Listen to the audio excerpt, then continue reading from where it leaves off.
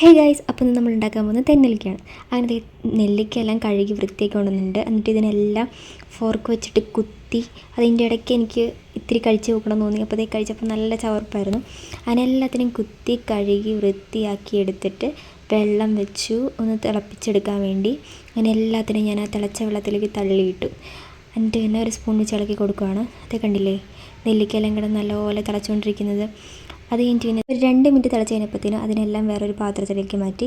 എന്നിട്ട് മറ്റേ പാത്രം എടുത്തിട്ട് അതിനകത്തേക്ക് ശർക്കര എടുത്തിട്ടു. അത് കഴിഞ്ഞിട്ട് പിന്നെ കുറച്ച് വെള്ളം ഒഴിച്ചു. അത് കഴിഞ്ഞിട്ട് പിന്നെ ഗ്രാമ്പൂ, പട്ട, ഏലക്ക ഇതൊക്കെ പൊടിച്ചാണ് ഇട്ടത്.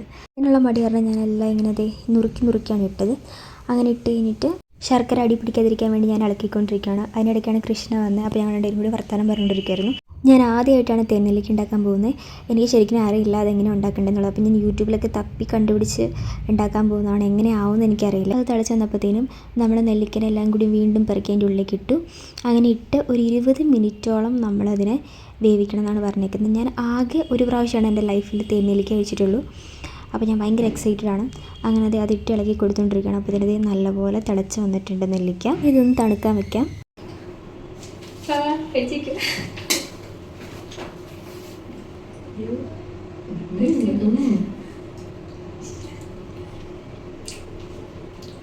നല്ല ടേസ്റ്റ് ഉണ്ട്. എനിക്ക് ഇഷ്ടമായി. നല്ല രസമുണ്ട്. ശരിക്കും നല്ല രസമുണ്ട്.